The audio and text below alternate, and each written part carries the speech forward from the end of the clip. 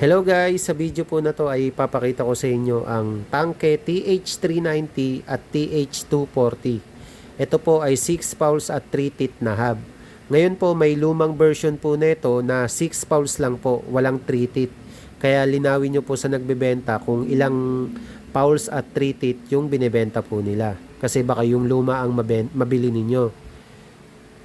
Ito po yung TH390. Meron pong pula, may itim, may purple, at may oil slick.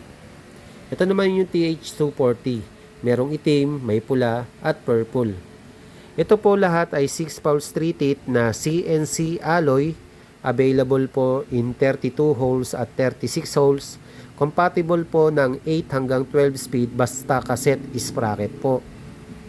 Ngayon po, itong likuran lang ang benta ko sa TH240, paglikod lang po ay 1,050 pesos.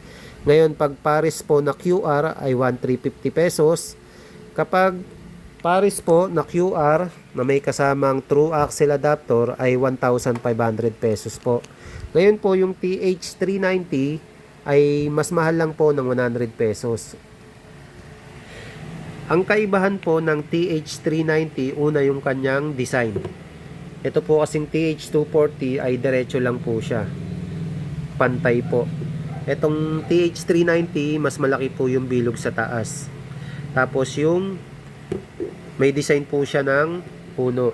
Ito ay mountain bike. Yan. Tapos, pagdating po sa tunog, mas malakas po ng kaunti yung TH240.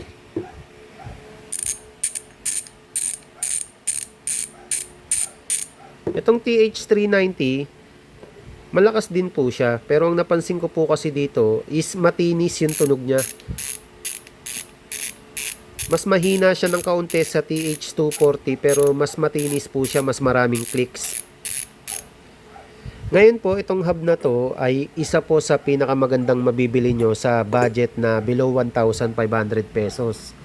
Kasi naka 6 poles ka na may 3 teeth, tapos CNC alloy pa siya. Tapos hindi po siya kagaya ng ibang hub na malakas nga po yung tunog pero pangit yung pre-wheel, mabilis huminto. O kaya naman yung engagement, ramdam mo yung delay hindi smooth kasi nga masyadong matigas yung spring. At saka alam mong yung itsura niya is mumurahin. Ito hindi po ganun. Hindi po siya low quality tingnan. Tsaka maganda po yung engagement niya, tapos yung pre-wheel niya mahaba kahit na malakas po siya.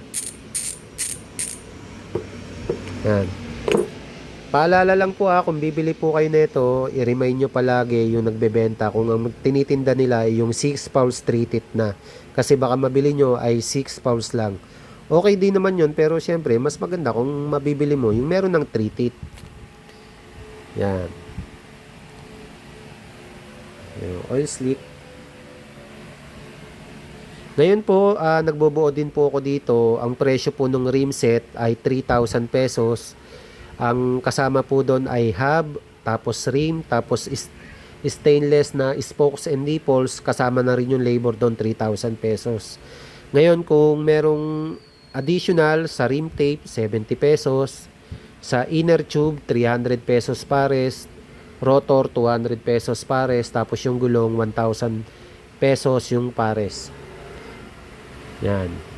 So, message lang at comment kung gusto nyo po mag-order. Salamat po. Bye-bye.